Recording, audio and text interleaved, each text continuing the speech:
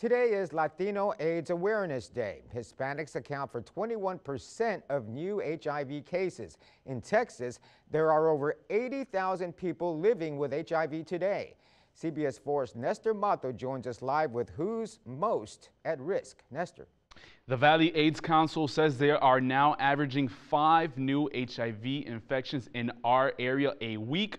Of those 5, 1 is 24 years old or younger. In the Valley, there are over 2,000 people living with HIV, averaging 5 new cases a week, one of which under the age of 25. But HIV is very much alive and well in the Valley. 1.2 million people in the U.S. have HIV. Hispanics account for 21% of new cases, those in their teens and 20s counting for most new infections. It's 33, 34 years into this epidemic. This should not be happening.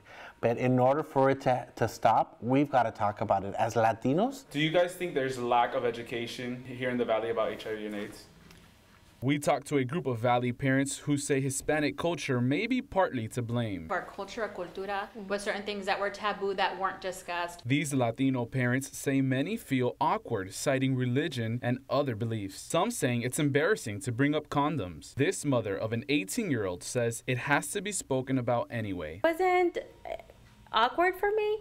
I think the awkward part was like, I hope she listens. I hope she doesn't think I'm crazy or a mom being overprotective. Oscar Lopez of the Valley AIDS Council says 1 in 36 Latino men will be diagnosed with HIV. In Latina women, 1 in 106. When I see a kid like that or an individual like that, I think about my son. Besides Latino culture, Lopez says Texas is an abstinence state, not teaching students about safer sex practices. He says others think there is a cure or that it's not a serious illness anymore. Another reason, the idea only gay men are at risk. Anybody can get this.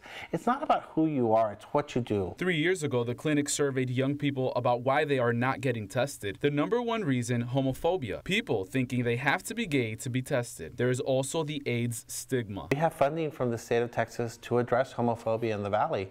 And part of the reason we have that funding is because until we get a handle on AIDS stigma and homophobia, we won't be able to control this disease. These parents say one talk could save your child's life. If we talk about it, then you're condoning sex. But we're not condoning sex. We're giving education, we're giving information.